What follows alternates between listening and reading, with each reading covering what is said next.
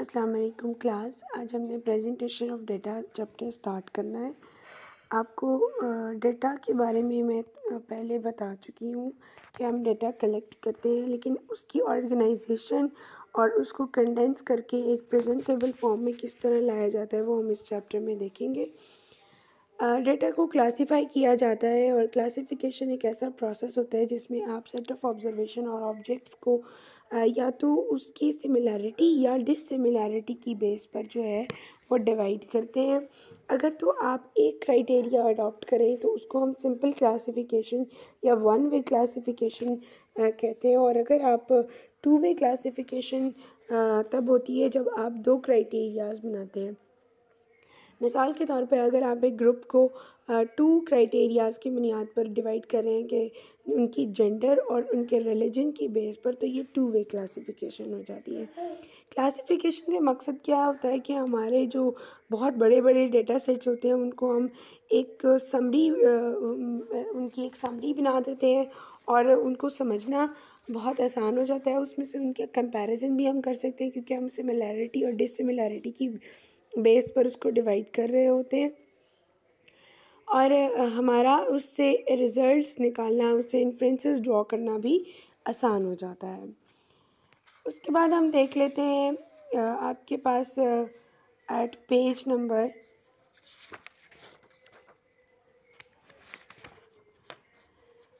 20 है आपकी बुक में, जिसमें आपके पास फ्रीक्वेंसी डिस्ट्रीब्यूशन है, क्लास लिमिट्स है, क्लास बाउंड्रीज, क्लास मार्क्स और क्लास विड्थ और इंटरवल है। ये कुछ कॉन्सेप्ट्स हैं जो हमें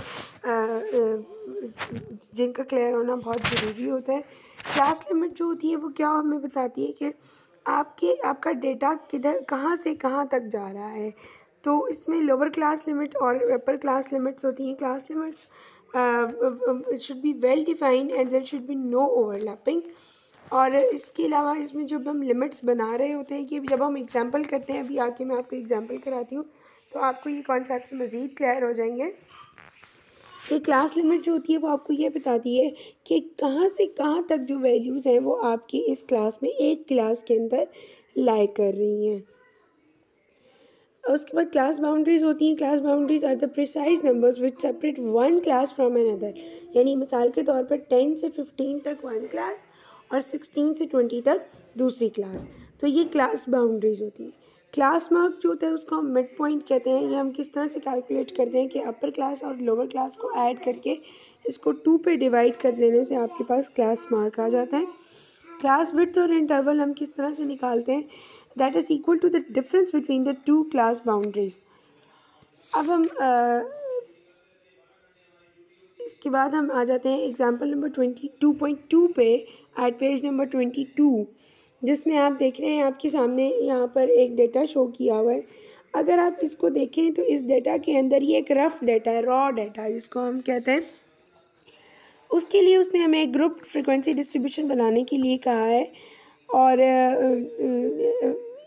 relating to the weight according to the nearest grams of 60 apples picked out at random from a consignment. तो ये वेट्स हैं उन एप्पल्स के जो कि रैंडमली उठाए गए और उनका वेट किया गया, तो उसके लिए उसने हमें एक फ्रीक्वेंसी डिस्ट्रीब्यूशन बनाने के लिए कहा है।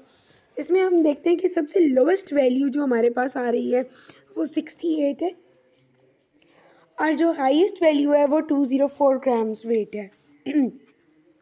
तो इसका मतलब ये हो गया कि जो हमारे पास रेंज बन रही है वो हमारे पास 204 माइनस 68 है, that is equal to 136 grams. अब हमने खुद ही डिसीजन लिए यहाँ पे। इस एग्जांपल में हमने डिसीजन लिया है कि बेस्ड अपॉन की 136 ग्राम आपके पास है ना, तो हमने 7 क्लासेस ऑफ इक्वल साइज़ बनाने का हमने सोचा है। तो इसमें हमारे पास जो साइज़ निकलता है वो क्या निकलता है, देखें 136 divided by 7 is equal to 19.47। इसको राउंड ऑफ करें तो 20। इसका मतलब ये है कि एच हम कहते हैं किसी क्लास की विड्थ को ना, तो वो हमारे पास 20 आ रहा है, 9 यानी 136 डिवाइडेड बाई 7। 7 हमने खुद से एक साइज़ सोचा है। अगर मैं चाहती हूँ कि मैं 9 में, तो इसको मैं करूँगी 136 डिवाइडेड बाई 9, तो जो भी आएगा उसके मुताबिक मैं फिर अपना क्लास साइज़ h, जो ये h इज़ इक्वल टू 20, ये क्लास साइज़ होता है। तो अगर मैं ये कह रही हूँ कि मैंने h 20 रखना है, तो इसका मतलब ये है कि फिर मैं 65 से 84 से स्टार्ट करूँगी, यानी 65 मेरा पहला नंबर होगा, क्योंकि हमारे पास जो पहली ऑब्जर्वेशन आ रही है वो है 68।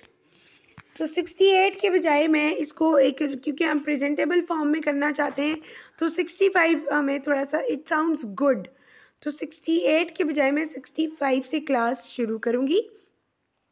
और क्योंकि मैंने h 20 डिसाइड किया है, तो आप काउंट करें 65, 66, 67, 68, 69, 70, 71, 72, 73 अप टू 84 जो है, ये 20 ऑब्जर्वेशंस बनती हैं। तो ये आपके पास पहली जो क्लास बनी हुई है 65 से 84 तक, ये आपने ये बना दी।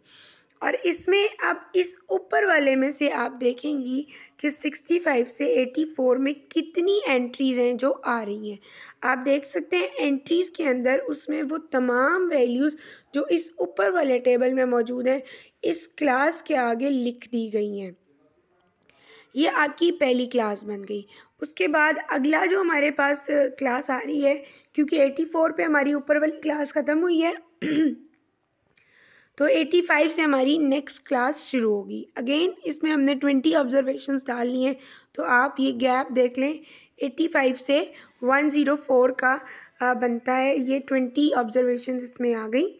और आप इसके अंदर भी आने वाली तमाम एंट्रीज़ को इसके अंदर लिख देंगे ऑन द सेम पैटर्न। ऊपर वाले टेबल से आप देखेंगी कि ये वैल्यूज़ जो है वो ये देखेंगे 93, 95, 92, 86, 100, और ये कितनी बनी 10।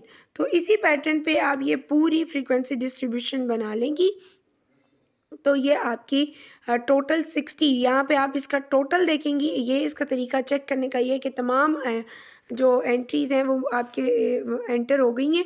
उसका तरीका ये है कि आप एंड पे जब टोटल देखेंगी, तो वो ये फ्रीक्वेंसी का जो टोटल है ये 60 होना चाहिए। तो आपको पता चल जाएगा कि अगर ये 60 है, तो इसका मतलब है कि आपने तमाम ऑब्जर्वेशंस को बीच में ऐड कर लिया है। तो इस तरीके से जो है वो आप फ्रीक्वेंसी डिस्ट्रीब्यूशन बनाएंगी। इसके आगे आ जाता है अगले नेक्स्ट पेज पे अगर आप जाएं, तो आपके पास आता है, उसमें आप देखेंगी कि मिड पॉइंट्स और